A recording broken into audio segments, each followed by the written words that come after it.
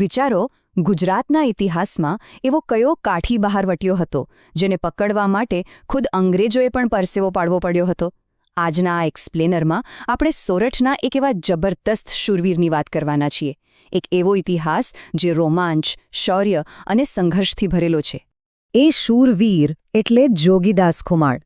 હવે સ્પર્ધાત્મક પરીક્ષાઓની તૈયારી કરતા હો તો આ નામ તમારા માટે બહુ જ જાણીતું હશે.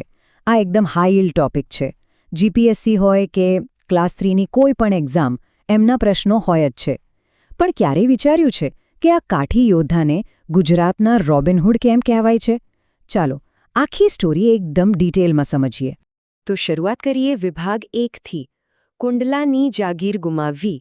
જો આખી કથાની શરૂઆત કુંડલાથી થાય છે. જોગીદાસના દાદા સામંત ખાચરે પોતાના બાહુબળથી કુંડલાની જાગીર જીતેલી. પણ અહીં એક સાલ ખાસ યાદ રાખજો, 1790. એક્ઝામ માટે આ બહુ જ અગત્યનો એન્કર પોઈન્ટ છે. આ એ જ વર્ષ હતું જ્યારે ભાવનગરના રાજવી વખતસિંહે કુંડલા પર કબજો કર્યો. બસ આ જ ઘટનાએ જોગીદાસના પરિવારને બેઘર કરી દીધો અને એમના પિતા હાદા ખુમાણને પોતાના હક માટે બહારવટે ચડવું પડ્યું. અહીંથી જ આ મહાસંગ્રામની શરૂઆત થઈ. આગળ વધીએ વિભાગ 2 તરફ, શૂરવીરનો ઉદય. સાલ હતી 1816. પિતા હાદા ખુમાણ ગુગરાળાના યુદ્ધમાં શહીદ થયા અને એ પછી આખી લડતની જવાબદારી સીધી જોગીદાસ ખુમાણના ખભા પર આવી ગઈ. અહીંથી શરૂ થયો તેમનો શૂરવીર યુગ અથવા સુરવીર ઈરા. હવે અહીં એક વાત ખાસ ક્લિયર કરજો, આ શૂરવીર યુગ કોઈ એ સમયનો ઓફિશિયલ શબ્દ ન હતો. પાછળથી આપણા ઇતિહાસકારો અને લોક સાહિત્યકારોએ 19મી સદીની શરૂઆતના આ સૌરાષ્ટ્રના લડાયક નેતાઓ માટે આ શબ્દો વાપર્યો છે. એક્ઝામમાં આ ટર્મિનોલોજી સીધી પૂછાઈ શકે છે. હવે 1820થી 1828નો સમયગાળો જરા ઇમેજિન કરો. કોઈ સિનેમેટિક એક્શન ફિલ્મ ચાલી રહી હોય એવું જ દ્રશ્ય હતું. ગીરના એક ગાઢ જંગલો અને ત્યાંથી સેંકડો હથિયારબંધ કાઠીઓની ફોજ સાથે જોગીદાસે ભાવનગર સ્ટેટ પર જબરદસ્ત ગેરિલા હુમલાઓ શરૂ કર્યા. આ હુમલાઓ એટલા ખતરનાક હતા કે ભાવનગર રાજ્યની તિજોરીને બહુ મોટો ફટકો પડવા લાગ્યો. હવે આ લડાઈ ધીમે ધીમે પર્સનલ થવા લાગી. ભાવનગર રાજ્યે દબાણ લાવવા જોગીદાસના પરિવારને જ કેદ કરી લીધો. વળતા જલાબમાં 1822માં જોગીદાસે ભાવનગરના દીવાન આણંદજીને મોતને ઘાટ ઉતાર્યા. પણ અહીં એમની ખેલદિલી અને સંસ્કાર જુઓ. એકવાર જ્યારે લૂંટારાઓએ ભાવનગરના મહારાણી નાનીબાને ઘેરી લીધા ત્યારે જોગીદાસે એક સાચા ક્ષત્રિયની જેમ એમને બહેન સમાન માનીને એમનું રક્ષણ કર્યું હતું. આ વિરોધાભાસ જ એમને એક મહાન યોદ્ધા બનાવે છે. હવે આવે છે સ્ટોરીમાં ટ્વિસ્ટ. વિભાગ 3, બ્રિટિશ હસ્તક્ષેપ અને દગો. જ્યારે ભાવનગરના ઠાકોર વજયસિંહજીને લાગ્યું કે હવે જોગીદાસને પહોંચી વળવું અઘરું છે, ત્યારે એમણે બ્રિટિશરોની મદદ લીધી. અને આ 1824ની ઘટનાઓ પરીક્ષા માટે મોસ્ટ ઇમ્પોર્ટન્ટ છે. રાજકોટના પોલિટિકલ એજન્ટ કેપ્ટન બાર્નવેલની એન્ટ્રી થાય છે. બાર્નવેલે બહુ ચાલાકી વાપરી. સીધું યુદ્ધ કરવાને બદલે જોગીદાસને આશરો આપતા જેતપુરના કાઠી આગેવાનોને જ બંધક બનાવી લીધા. દબાણ એટલી હદે વધ્યું કે એક સમયના પોતાના જ સાથીઓએ જોગીદાસને શોધવા મજબૂર થવું પડ્યું અને છેવટે 1824ના અંતમાં જોગીદાસ પકડાઈ ગયા. હવે જોઈએ વિભાગ 4, સમાધાન અને લોકગાથા. પેલા 1824ના પકડાવાથી કોઈ ઉકેલ ન આવ્યો કારણ કે વાટાઘાટો નિષ્ફળ ગઈ અને હુમલાઓ ફરી શરૂ થયા.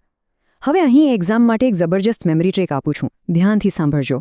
અંગ્રેજી આલ્ફાબેટ બી યાદ રાખો. બી ફોર બાર્નેવેલ અને બી ફોર બિટ્રેયલ એટલે કે દગો, જે 1824માં થયો. અને સામે બી ફોર બ્લેન અને બી ફોર બાર્ગેન એટલે કે સમાધાન, જે 1828માં થયો. એજન્ટ બ્લેને કૂટનીતિ વાપરીને આખરે આ લાંબા સંઘર્ષનો અંત લાવ્યો.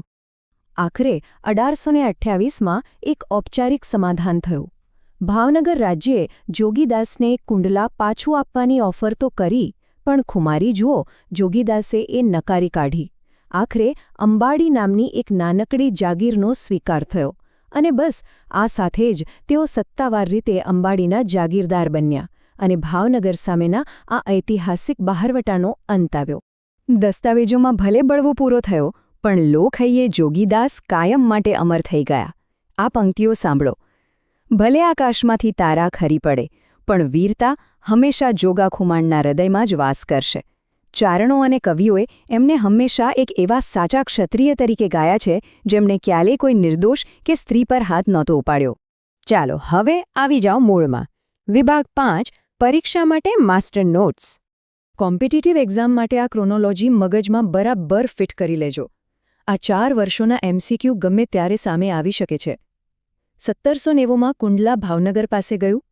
1816માં હાદાખુમાણ વીરગતિ પામ્યા. 1824માં કેપ્ટન બાર્નવેલે દગો કરી ધરપકડ કરાવી અને 1828માં એજન્ટ બ્લેનની મધ્યસ્થીથી અંબારડીનું સત્તાવાર સમાધાન થયું. એકદમ ગોખી જ મારજો આ. હવે GPSC લેવલના પ્રશ્નો માટે ઇતિહાસના સ્ત્રોતોનો આ તફાવત બરાબર સમજવો પડશે. ગૌરીશંકર ઉદયશંકરનું 1886માં લખાયેલું હિસ્ટ્રી ઓફ કાઠિયાવાડ એ આપણો પ્રાથમિક સ્ત્રોત છે, જેમાંથી આપણને પાક્કી તારીખો અને સરકારી રેકોર્ડ્સ મળે છે. જ્યારે ઝવેરચંદ મેઘાણીનું 1928નું પુસ્તક સોરઠી બહારવટિયા એ ગૌણ સ્ત્રોત છે, જેમાં જોગીદાસની શૌર્યગાથા અને પેલી રોબિનહૂડવાળી ઇમેજ બહુ મસ્ત રીતે વર્ણવી છે. ફટાફટ આ અગત્યના નામો રિવાઇઝ કરી લઈએ. વખતસિંહ અને વજયસિંહજી આ બંને ભાવનગરના શાસકો હતા. દિવાન આણંદજી, જેમને 1822માં જોગીદાસે માર્યા. કેપ્ટન બાર્નવેલ અને D.A. બ્લેન આ બંને બ્રિટિશ એજન્ટ્સ. અને ખાસ યાદ રાખજો, સોરઠી બહારવટિયા આ કોઈ સામાન્ય શબ્દ નથી. રાષ્ટ્રીય શાયર ઝવેરચંદ મેઘાણીએ પ્રચલિત કરેલું બહુ મોટું બિરુદ છે. અને હવે છેલ્લે વિભાગ 6 ક્વિક રિવિઝન. માત્ર 30 સેકન્ડમાં આખી વાત યાદ કરી લઈએ. કુંડલાની જાગીર માટે કાઠી દરબાર ભારવટે ચડ્યા. હવે અહીં એક્ઝામની બહુ મોટી ટ્રેપ છે, કન્ફ્યુઝ ના થતા. એમનો મુખ્ય સંઘર્ષ ભાવનગર રાજ્ય સાથે હતો. અંગ્રેજોની સેના સામે એમણે ક્યારેય સીધું યુદ્ધ નહોતું કર્યું. તેઓ હંમેશા સામાન્ય નાગરિકોને માન આપવા માટે જાણીતા હતા. અને છેલ્લે 1828માં અંબારણીની જાગીર મળવા સાથે આ વિદ્રોહનો સુખદ અંત આવ્યો. તો છેલ્લે એક બહુ ઊંડો પ્રશ્ન અહીં ઊભો થાય છે.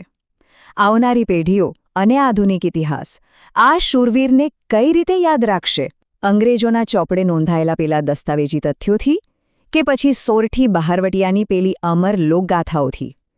આજના આ એક્સપ્લેનરની માસ્ટર નોટ્સનું વારંવાર રિવિઝન કરતા રહેજો. પરીક્ષામાં આ માર્ક્સ બહુ કામ લાગશે. મહેનત કરતા રહો અને નવું શીખતા રહો.